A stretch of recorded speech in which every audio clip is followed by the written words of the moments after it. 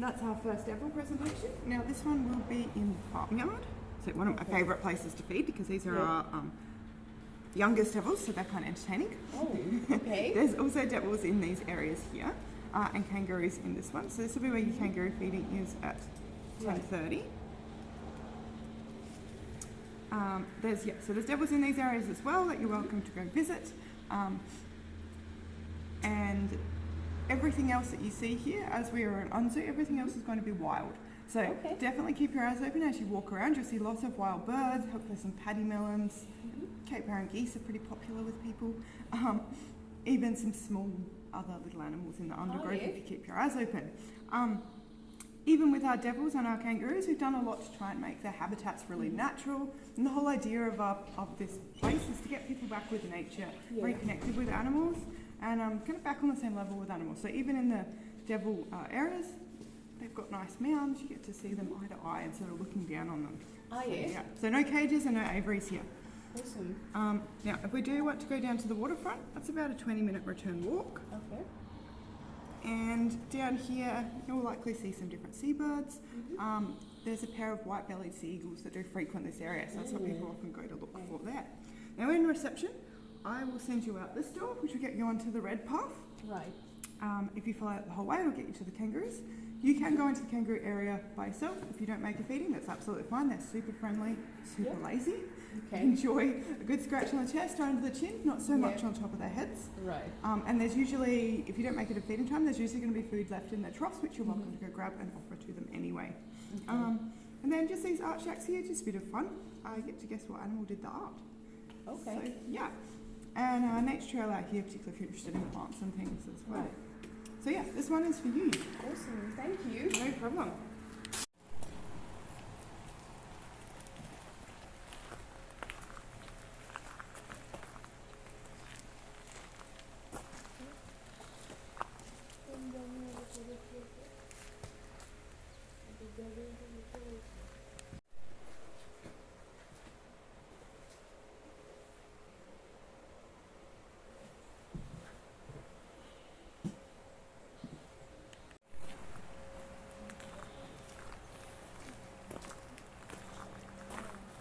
Obviously not. Exchange হয়ে গেলে দেখা যায় না।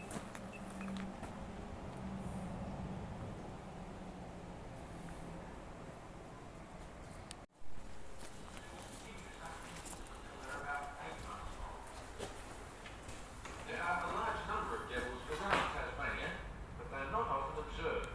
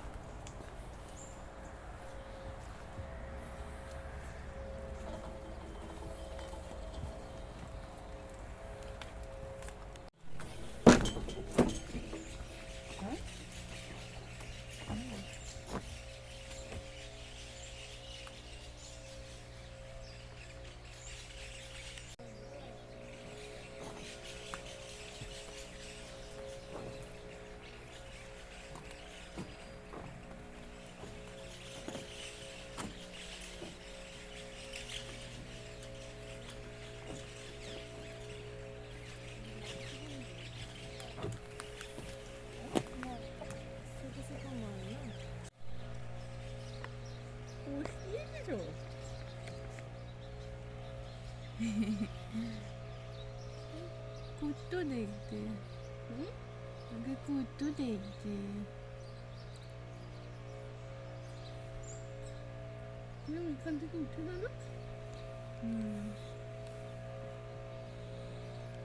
একটাই ছিল আছে বোধহয় ভেতর ভেতর দিকে আরো আছে জাস্ট বেরোয়নি আর কি চ আমরা ফিডিং এরিয়াটাতে যাই what time is it 9:45 there's 15 minutes left to it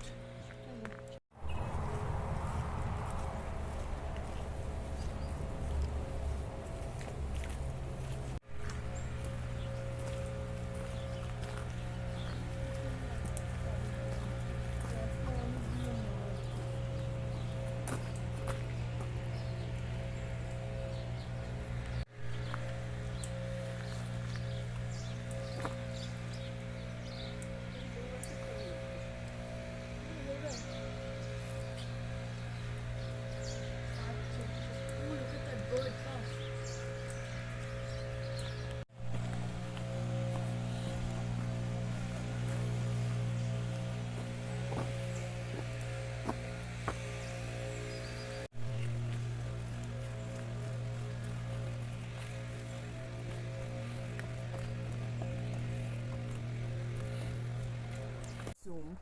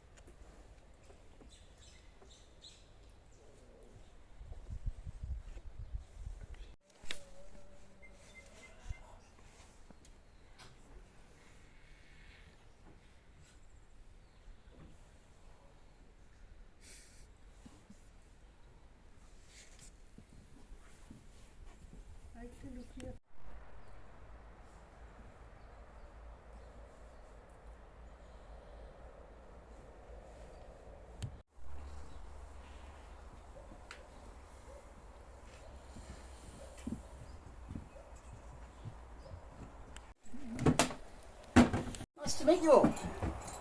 Here's the little guys. There should be 3 there. There's one running on the back. 2 of them, 3 of them. Perfect. They're all there. Here's the little guys, as I'm sure you've guessed. Tasmanian Devils. Now, Tassie Devils are the world's largest carnivorous marsupial. What that means is they're the world's largest animal that both carries their babies in a pouch and eats meat. I say largest, I could be telling a lie. Tassie tiger could be out there still, who knows. We can live in hope. But if not for the Tassie tigers, these guys are the biggest. And they're going to eat a heck of a lot of meat. Anything up to 40% of their body weight in just half an hour. So a big, fully grown boy devil like Scramp over in the Unzoo habitat. That's 3 kilos of meat in half an hour. Anyone reckon you can beat that? So you reckon you can, eh? Good luck, I'd like to see you try. It's a lot of food. The reason they're going to eat so much is because they're pretty rubbish at hunting. They can only run about the same speed as a chicken, and their eyesight is pretty terrible. So most food gets away rather easily, so they're going to gorge themselves when they find the food. And generally, instead of hunting, the food they find will be dead meat. They're actually scavengers, and they really don't care what the animal is or how long it's been dead. As long as it's dead, they're happy. Very good example. They found a sperm whale that beached itself in the northwest of Tassie a few years ago. Buried the lane through this whale's butt and were living in the gut cavity, eating everything they could reach. And if that mental image isn't revolting enough already for you, consider the fact that this whale had been dead for several weeks before the Tassie Devils found it. 3 things that improve with age. Wine, cheese and dead whales, apparently. You might think based on that the Tassie Devil doesn't have much of a sense of smell, but his nose is actually incredible. They can smell their food several kilometres away. And when they find it, they're going to eat every part of it. The skin, the fur, the muscles, the guts, even all of the bones. The only thing they don't eat, for whatever reason, is teeth. Guess everyone's got to draw the line somewhere, eh? Because they're eating everything, it's a very good way to dispose of our body. So if any of you've got anyone you don't like, $100, we'll chuck them in for you. As you can imagine, bones are quite tough. They've got to be to keep us standing upright. So the Tassie Devils need some pretty strong jaws to crunch through them all. So they've actually got the strongest bite relative to body size out of any animal. We can bite about 3/4 of our body weight. Lions can bite twice their body weight. These little guys, 10 to 15 times their body weight. That's a force of over 400 pounds per square inch of pressure. So lots and lots of force. So you might look at them and think, they must be pretty smart. They've got a big head. Must be a big brain in there, right? Yeah. Not the case, unfortunately. The brain's only the size of a walnut. The rest of that head is just muscle, which the brain's going to squeeze in between those massive jaws. And the jaws are pretty impressive as well because they can open almost 90 degrees. The widest bite of any animal as well.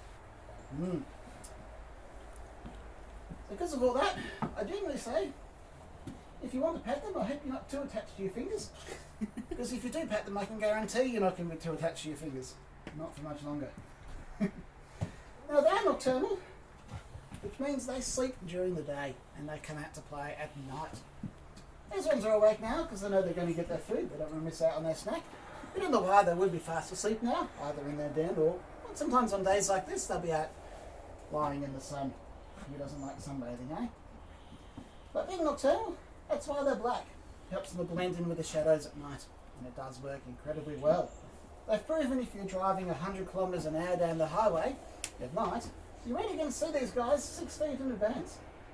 So you've got no wanting to slow down or swerve. So the best thing you guys can do to help preserve the species, other than come to places like us and giving us all your money, hello, that's a little pademelon. They're a small species of wallaby, and they're only found here in Tassie. This particular type of pademelon anyway, this is called the red-bellied pademelon, or rufous-bellied pademelon. There is another species of pademelon that lives on the far north coast, far southern coast of New South Wales, Queensland, and that's the border area. And there's a couple other species in Papua New Guinea. Aside from that, Tassie is it, and we've certainly got more of them than anywhere else. They are all over the place, with millions and millions. They're very, very cute little things. Pademelon, by the way, is the original Aboriginal name for the species. Sort of, anyway. The original had a few more D's and J's and T's. It was a bit tricky for us white people, so we simplified it a bit. But pretty much the original name. So they're very cute little animals. Since he's come over, I might have create some little pellets for him to have a bit of a snack.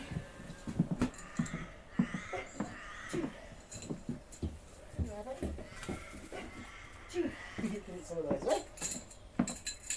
Back to the Tassie Devils, yeah. So that black coloration helps them blend in with the shadows and does work incredibly well. You'll see they've got some white markings too, and those white markings are actually different. That's it. On each devil.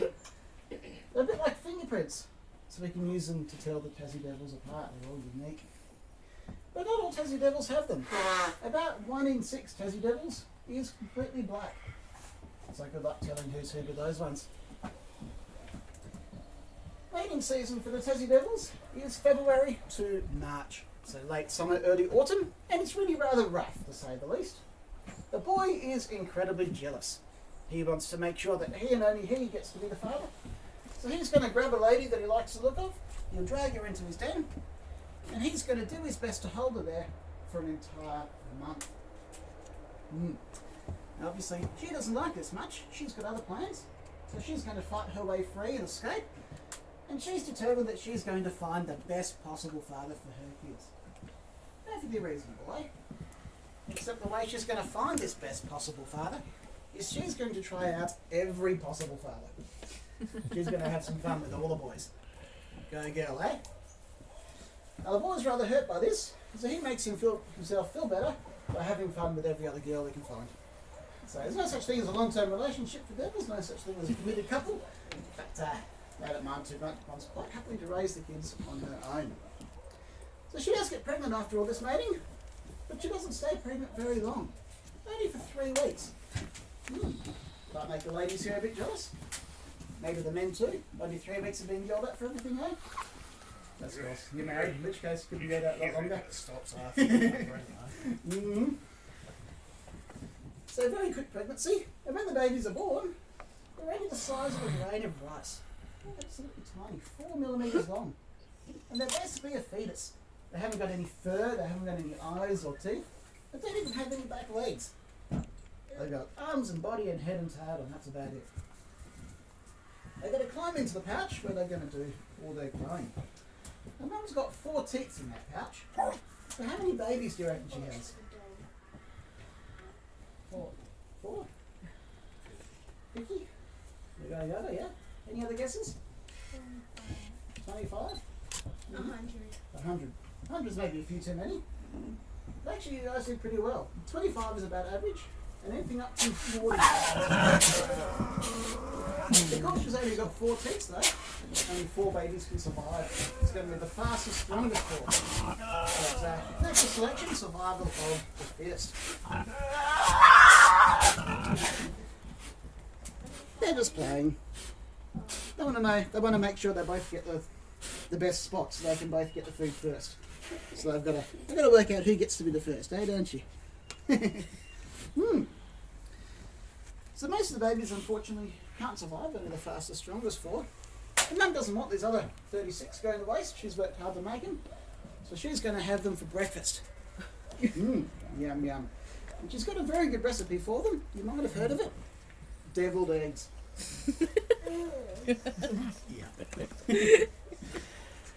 The lucky 4, they're going to spend about 100 days in the pouch. They get them through the cold winter, lets them grow their fur and other body parts, and turn into a proper little Tassie Devil. Anybody know what you call a baby Tassie Devil? Dog. Not a dog, no. Imp, well done, yeah. An imp. Makes a lot of sense, I reckon. It's a very cute little baby name. But yeah, 100 days, baby's about this big, and Mum decides that's big enough. She doesn't want to keep lugging them around, they're too heavy, so she'll kick them out of the pouch and leave them in the den while she goes foraging. She'll still let them climb into the pouch, which is home for a feed though. She'll keep feeding them her milk until they're about 8 months old. That's when she'll start weaning them off and teaching them to eat meat. Once they're 9 months old, they're fully independent, and Mum decides she's had enough. It's too much farting, too much complaining, too much whining. She's sick of the kids, so she's just going to wander off and leave them and never come back. For all the parents here, you all know that feeling. You've all wanted to do that at some point. You can admit it, we don't judge. Kids might, but we don't. Now, they're only half grown when Mum leaves them, but they're fully independent. They know how to follow their nose, not too tricky to work out. And they'll be fully grown once they are 2. Fully grown for a boy is about 9 kilos. Fully grown for a girl, about 7. So these 3 boys in here are a little bit over 1. So they've still got a bit of growing to do. Scramp over in the Unzoo is 6. So he's a big old boy. And then the 2 in the den habitat and the fern habitat, they're all 4 years old. And they're girls, so they're a little bit smaller than Scramp. So fully grown 2 years old is when they're going to start making babies, and they'll do that once per year and just 2 or 3 times in their lifetime. The lifetime is unfortunately pretty short, only about 5 years in the wild. In captivity we got better healthcare, so we can get them a bit older. We can get them up to about 7. Oldest Tassie Devil ever, he was just 8. So pretty short, pretty rough lives, but they make the most of it and have lots and lots of fun. Scientific name for the Tassie Devils is Sarcophilus harrisii, which means Harris's flesh lover. Harris was the first European to describe them, and I'm guessing, based on the name, the first European to get bitten.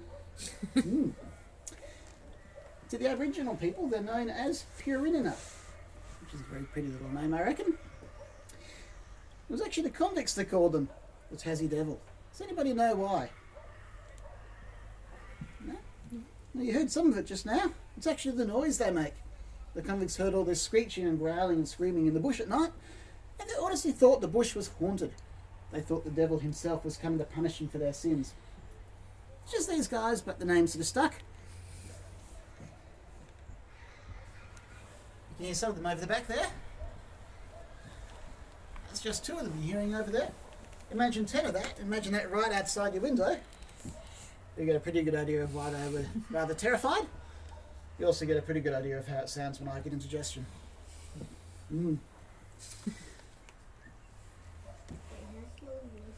It does, yeah.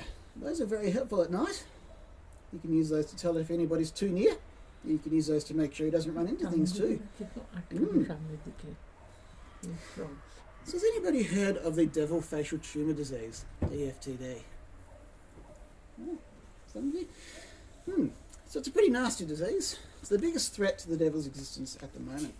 It was first discovered back in 1996, and since then it's killed 95% of the Tassie devils. So it's been absolutely devastating. It's a cancer, but a very, very strange one. It's the world's first and only fatal transmissible cancer. It's passed around through biting. Tassie devils love a good fight. They're very territorial. When they fight, they're going to bite and inject the cancer cells with their saliva. And they can do that because the cancer is mutated to hide from their immune system. So it's not a bacteria or a fungus or a virus, anything like that. It's the cancer itself being passed around directly. Because it's hiding from the immune system, there's no immune response, so the cancer grows very, very quickly. Kills them in about 3 to 5 months, normally from starvation, because it creates these huge lumps and bumps all over their face, so they just can't eat. If they don't die of starvation, the cancer can spread through the whole body and kill them that way, as cancers tend to do, and that's what we call metabolic starvation. The good news is, we think we found a cure. We think we found a way to basically undo that mutation to make it visible again, so they can start to fight it off. This is only discovered at the end of last year, so pretty new stuff. We've still got to prove that it works like we think it does, and then work out how to give it to 20,000 wild Tassie devils. Just going to be a bit of a challenge. Who knows that out? Who worked that out? I'm not sure exactly who it was, I'm sorry. To double check on that. Obviously something that was found in Tasmania. Might not have been Tasmania, there are the other universities working on it too. Oh, okay. I'd have to double check on that one, I'm sorry. But if you jump on Google, you'll be able to find the research pretty easy. It was published pretty widely. Yeah. But But the other good news is we might not even have to get this cure out there, because the devils are actually saving themselves. They're doing exactly the same thing that we did for COVID. I don't mean wearing masks. Good luck putting a mask on a Tassie devil. I'm not putting my hands in their face. What's the other thing we did for COVID? Isolating. Isolation, exactly. The devils are doing exactly that. Probably because there's less of them, so there's more space and more resources for them. They don't have to see each other as much. But also because the angry ones that really wanted to fight, they're the first ones to get the disease and disappear. So we're left with the nicer, friendlier ones. Relatively speaking, they are still Tassie devils after all.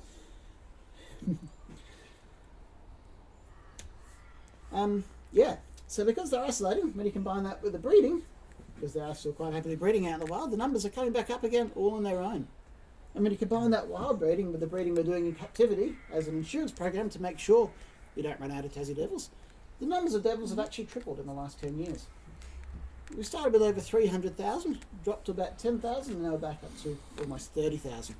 So we're doing pretty well, heading in the right direction. So there is hope, it's not all doom and gloom. We think we're going to be okay, but still a lot of work to do to make 100% sure of that. That's where you guys come in. By visiting us today and supporting us, you're helping to fund that research, you're helping to fund the breeding program, and you're also helping us to monitor our local Tassie devils. And that's important because we've never had the disease here on the peninsula. We're the only truly safe, truly healthy population of wild devils remaining. To make sure we stay that way, we've put up some devil-proof barriers up at Dunalley, and we're monitoring our local devils with some trail cameras to make sure there's no sick devils coming down and no signs of the disease spreading. In the last 10 years, we've had these cameras up, we've taken over 250,000 photos, and we haven't had a single diseased Tassie devil in that time. So we're pretty pleased with that. What we have seen though, some nice big pouches. So we know our local devils are doing their bit to help the population.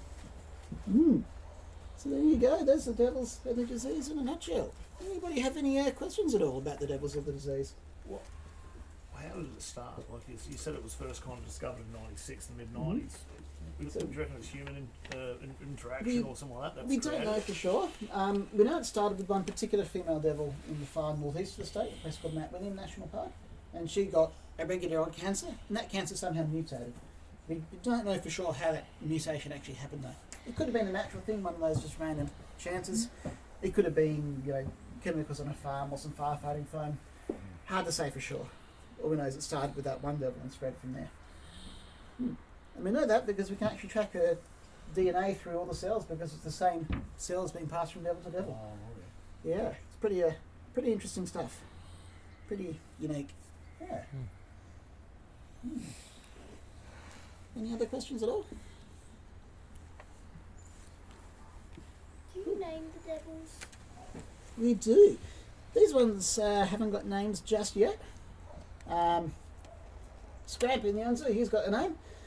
We do have two more boys at the back who are called Elvis and Pip. Mm-hmm. And we still got to think of names for the four girls as well. Because these three boys here and the four girls, they're pretty new. They've only joined us sort of in the last few months. So we're still sort of working out what names fit their personalities. So if you've got any suggestions, we're happy to hear them. Where do they come from, or like where do you gather them from? So we get them from other zoos and wildlife parks that breed them. There's one up in Bishano that we're quite friendly with. We often get a few from there, but we have got them from others around the state as well. We don't actually breed them ourselves, reason being everybody else is breeding them. And they're actually starting to run out of space because the devils that we're breeding, they can't be released straight away because the disease is still out there. We have to control that first, make sure that goes away. Otherwise, if we release these devils, they'll get sick and die as well. So because of that, all the ones we're breeding are still in captivity. And so we thought, well, instead of breeding them ourselves and adding to the problem, we'll take some pressure off them. So we're taking the old ones once they're too old to breed anymore. And we're also taking some young ones if they're too obnoxious to breed, or if they're just not planning to breed them. Because they can't breed every devil they breed, because they've got to keep stopping between the various zoos and wildlife parks to keep the bloodlines nice and fresh.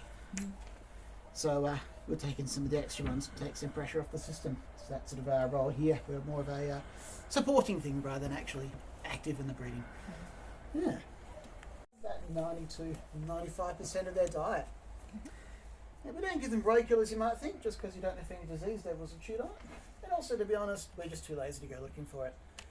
So we actually get it from the local farmers. They get a special license to hunt for the wallabies because there's so many of them because there's no predators for them. We never got dingoes or anything like that down here. So since the Tassie tigers disappeared, millions and millions of wallabies, the population just exploded. So the farmers have to hunt them to protect their crops and by extension their livestock, and we get the ones they hunt so they don't go to waste.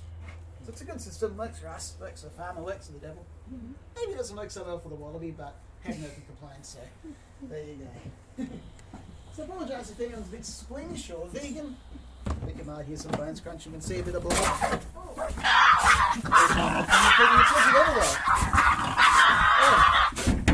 Settle down. Oi, settle down, you two. I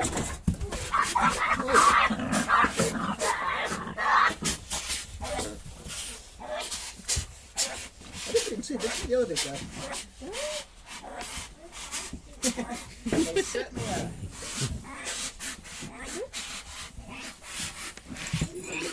This guy.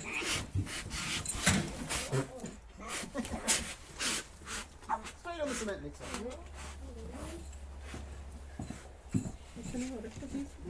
Find the other bit there, buddy? I've probably buried it under the straw now, haven't you? But then you took it, the other one took it. I dropped in two bits for them though.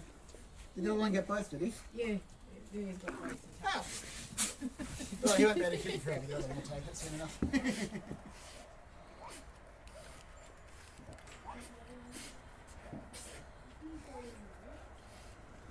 Sometimes we have to go in. We've got a poop scoop and that kind of thing. How do you go in there then? What do you try to like run? Sometimes you have to run. They can't be Oh, he found it. You found it. Oh, good. Glad he's got it. So generally if we go in, we'll go in with a rake. We keep that between us and the Tassie Devil. But generally they're a little bit wary as well. They don't necessarily want to come too close. Do they attract people? Not in the wild, no. They're very shy in the wild because they think of us as a predator, so they're going to run and hide from us. Different story in captivity though, because in captivity they forget to be scared of the people, but they don't think of us as a friend. They think of us as another Tassie Devil. And so they treat us just like they treat each other, which is to say, chase us off and tear us apart. So if anyone's going to get bitten, it's going to be us zookeepers. And so we go in with a rake. We've always got steel toe boots on as well, just in case. So what's he doing? What's he running around to find a safe place, or is he just? Bit of both. We've got to find a safe place, but also he's just silly. We timed him the other day and he ran for 25 minutes without stopping. With food in his He just likes running and taunting the others with the food, I think. He likes to play chasings. Mm.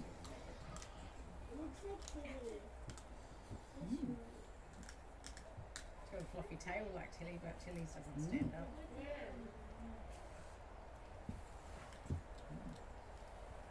You hear those birds crunching too.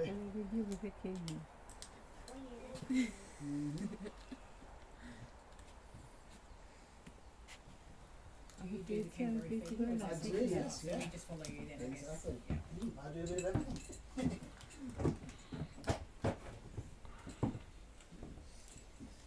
So we've got a couple minutes before we head down, yeah. Watch them a bit longer.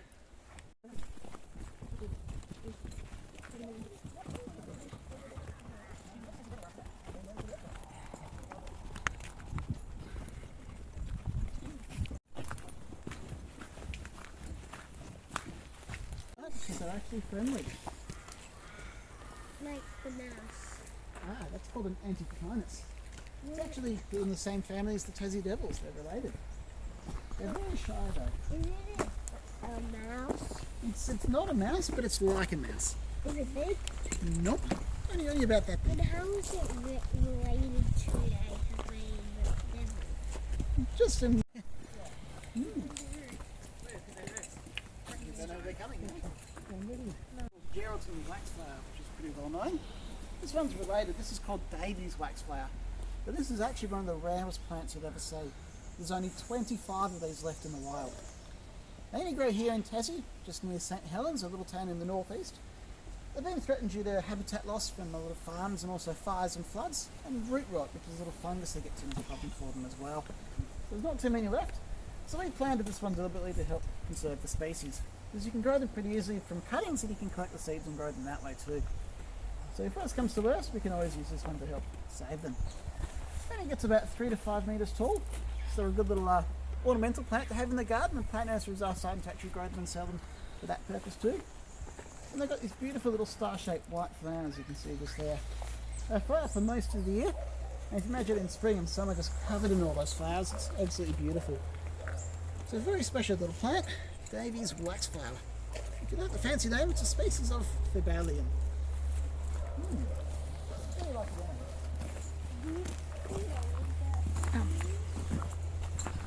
Sure.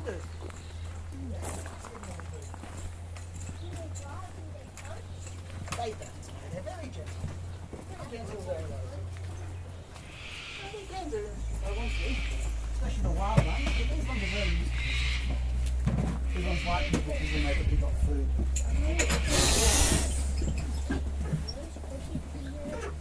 Nope, that was some kangaroo pellets. And there's some pellets in here as well. Come on in, everyone. These guys are called forester kangaroos.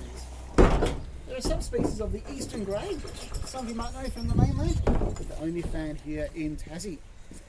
They're also the only kangaroo that we have in Tasmania. You see they're a bit smaller and fluffier than their mainland cousins, and being Tasmanian, they're also a bit friendlier. You're very welcome to give them a good pat to scratch and plenty of food. Oh, we're allowed to? Yeah, you are, yeah. The only thing to remember is just not on the head. If you touch their head, the friendship's over. They don't You're like that. listening, Nicholas? Mm. You're allowed to pat them and Yeah. feed them. But anywhere else on the body's fine, Not anywhere the head. polite anyway. Obviously don't touch anywhere you wouldn't Oh, want to be watch. patted yourself. No, you just said. A favourite spot to be patted and scratched is actually the chest and the neck, because that's their impossible itch where they can't reach themselves. So they'll be your friend forever if you give them a good scratch there. And you know when you hit the right spot, because they put their head back and they lean right in. And do they come up to you, or They they don't come up let to you us. to come? They're very lazy. They've got us very well trained, so we have to go to them. So in the back of here, we've got some kangaroo pellets, which is some grains and vitamins and minerals all smooshed together. That bite you even though you Oh, pet they're not them. going to bite. They're very gentle. They just don't like being touched on the head is all. It's a bit scary for them. We've got some oats as well, which I'm sure you're all familiar with, probably had for breakfast. And we've got some chaff, which is a lucerne or alfalfa hay, chopped into nice little bite-sized bits. What you've got to do is take a nice big handful on a flat hand and stick it under their nose. If they're hungry, they'll eat. So help yourself to the food. Take as many photos and videos as you like. We do have 19 kangaroos. Looks like most of them are over there. But if not, feel free to wander around, see how many you can find. The other creature you might see in this paddock is another pademelon. So you Just can like do the one 2 that we knots, or you saw. can come back. beside the farm-out habitat before. But the Pademelon in this habitat is actually very, very special because he's actually blind because he's very old and so he's got cataracts. Because of that, he doesn't really know when there's people around, so he gets spooked really easily. So just for his safety and comfort, if you see that Pademelon, we just ask that you stay back a bit, please. Just give him a little bit of room. Put some in, That's the play with the and then we can kangaroos. keep them in there and we don't If keep you'd like to coming try to back. feed Some the more. Barren Geese, you're welcome to do that too. They'll quite happily eat off your hand as well. Only catches, they are nesting, just in behind those trees there. That's the wood pile. So you just don't go too close to the nest, otherwise they'll get a bit defensive. But yeah, put yourselves to the food and enjoy. You want some of that? You want to get your own too? No, you can't eat some. No. Do you want to get your own handful to start with? Get one more, that way we've got some spares. So get one more, and then we've got some spares with us. No. Okay. Where's the food?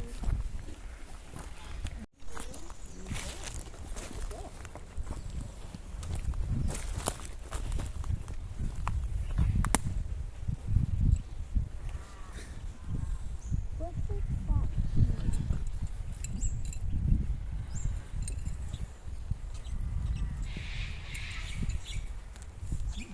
Looks like he's hungry. He's come to say hello. There you go. Too many choices. There's no who to pick. We have sharp It's okay. tails. This one here. This big guy's very gentle, this one. He's hungry too.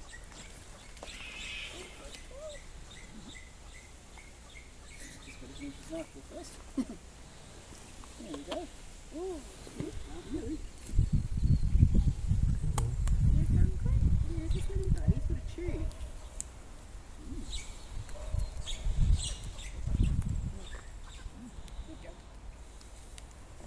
Kitty goes with Yeah, a little bit closer if you want. You can put it right under his nose. Are that lazy? I'm not interested.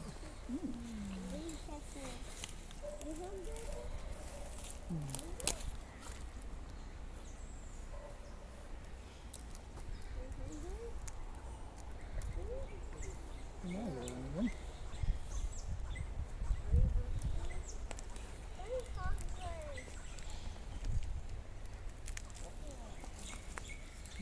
And sometimes they get a bit spooked too if there's too many people around one particular kangaroo.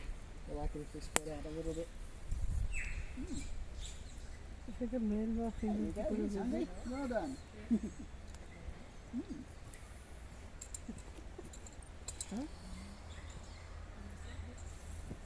এটা খাবে এটা দিয়ে দেখো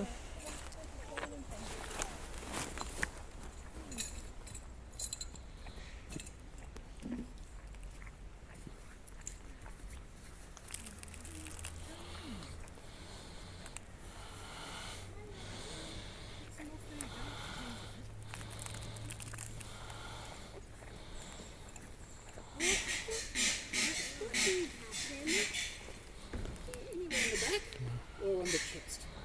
That's their favourite spots. They go looking, don't they?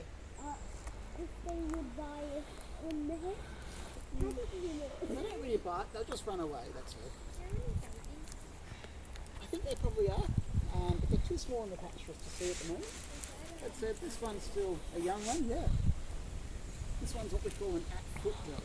So, still technically a baby, but way too big to pick up. Full goal It's still hanging out. If you're wondering what that funny squeaking noise was just then, it's the native horns. That's a kookaburra over the back. A little bit, yeah. Good dog. Some people call them T-Rex উপরে deers. দুটো বাচ্চা they are the small kids I think they are the kids Good dog.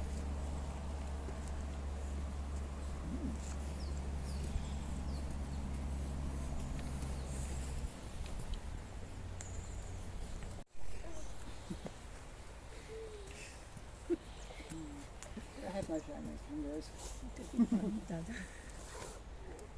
No, Dada.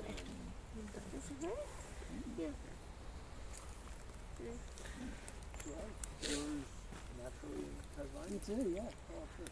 These guys used to be all over the state. Nowadays, just more in the northeast. They're very good food for the earlier kangaroos. Of the length of any single state got eaten.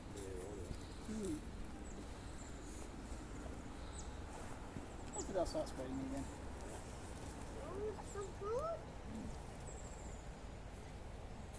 ওর হাতটা এত ছোট আর খেতে পারছে না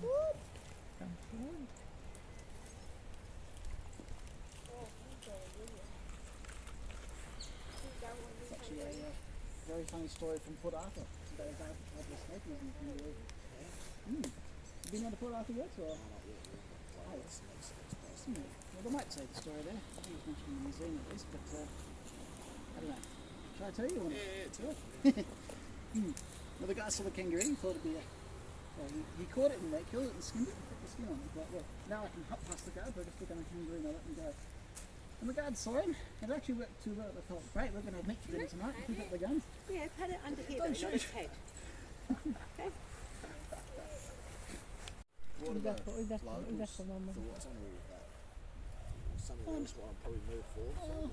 These days, the people actually kind of collaborate on people. They don't mind sharing and they're involved, yeah. গলা বীজ কোথায় এখানে নেই Done up at 1800s, so it's just right. Now, it used to be that everyone was very ashamed of the criminals in the family, but now it's just the trendy thing, I guess. So those guys, the Cape Barren Geese, may or may not be a true goose, depending on which biologist you ask. Ow. I'm thinking maybe not, because they're actually quite friendly. They just get a bit enthusiastic sometimes when they're eating, is all. It doesn't hurt that much. They do their own makeup, it's all that yellow on the beak's all natural. All them. Little These bit. two are a mated pair. Just keep your shoe on, okay? The really cool thing about the geese is they're actually a coastal bird. They live along all the beaches and all the little islands off the coast of Tasmania, particularly in the Bass Strait. And because of that, there's not much fresh water where these guys live. So where do you reckon they might get their drinking water from? Not grass, no. Not puddles, no. There's one big source of water all around them. The seawater, exactly. They can drink the salt water. I don't know how they get past the taste, but they've got pretty good kidneys. They can filter all the salt out.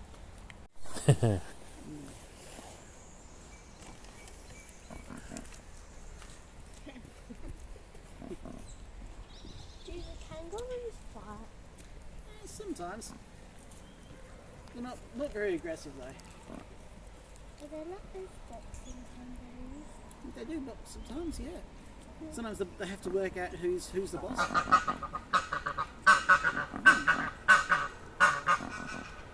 But it's not a very particularly bad fight.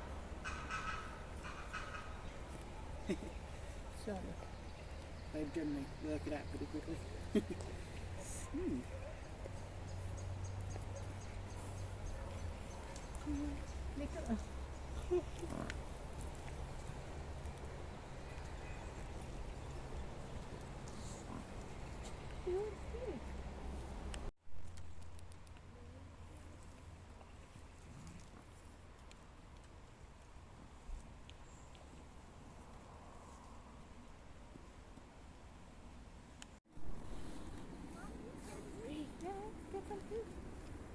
So grab a handful.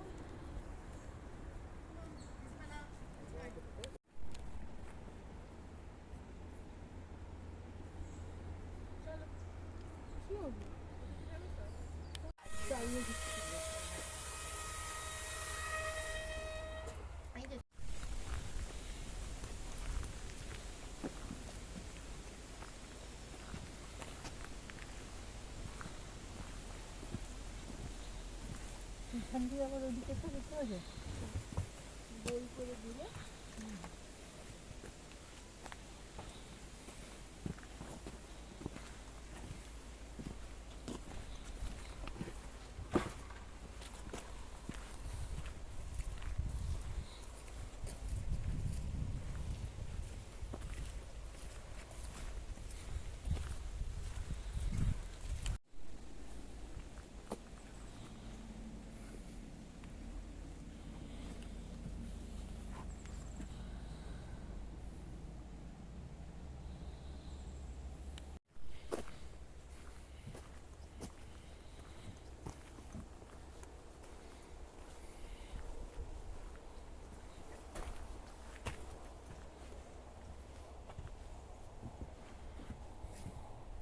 আমাদের ইয়ে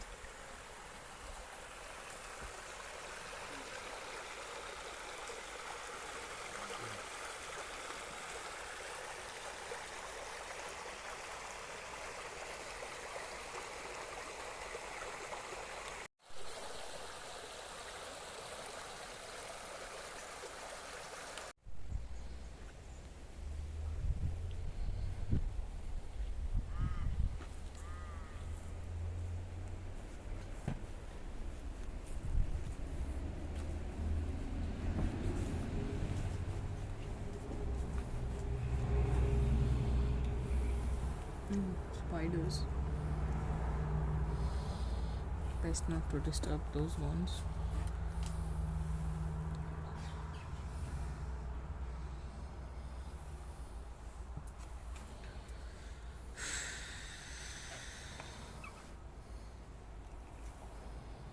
Sure. Let's put some